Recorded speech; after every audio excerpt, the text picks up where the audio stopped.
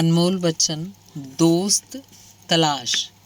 ਦੁਨੀਆ 'ਚ ਕਦੇ ਕਿਸੇ ਅੱਛੇ ਦੋਸਤ ਦੀ ਤਲਾਸ਼ ਨਾ ਕਰੋ, ਬਲਕਿ ਖੁਦ ਅੱਛੇ ਬਣ ਜਾਓ। ਇਸ ਨਾਲ ਹੋ ਸਕਦਾ ਕਿਸੇ ਹੋਰ ਦੀ ਤਲਾਸ਼ ਮੁੱਕ ਜਾਏ। ਅਹਿਮਦ ਨਦੀਮ ਕਾਸਮੀ। ਦੁਨੀਆ 'ਚ ਜਿਉਣ ਦੇ ਦੋ ਹੀ ਤਰੀਕੇ ਹੈ।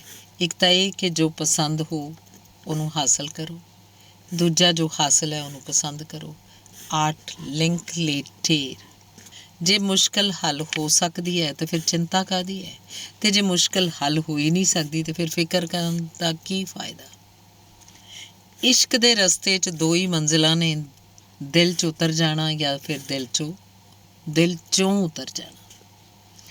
ਰੁੱਸਣ ਅਤੇ ਮਨਾਉਣ 'ਚ ਕੀ ਖੂਬਸੂਰਤੀ ਹੈ, ਤਾਂ ਖੁਦ ਨਾਲ ਰੁੱਸ ਕੇ ਅਤੇ ਖੁਦ ਨੂੰ ਮਨਾ ਕੇ ਹੀ ਪਤਾ ਲੱਗਦਾ ਹੈ। ਭੁੱਲ ਕੇ ਵੀ ਕਿਸੇ ਨਾਲ ਅਜਿਹਾ ਸਲੂਕ ਨਾ ਕਰੋ ਕਿ ਜੇ ਉਹ ਤੁਹਾਡੇ ਨਾਲ ਕਰਦਾ ਅਤੇ ਤੁਹਾਨੂੰ ਚੰਗਾ ਨਾ ਲੱਗਦਾ। ਅਹਿਮਦ ਫਰਾਜ਼। ਧੰਨਵਾਦ।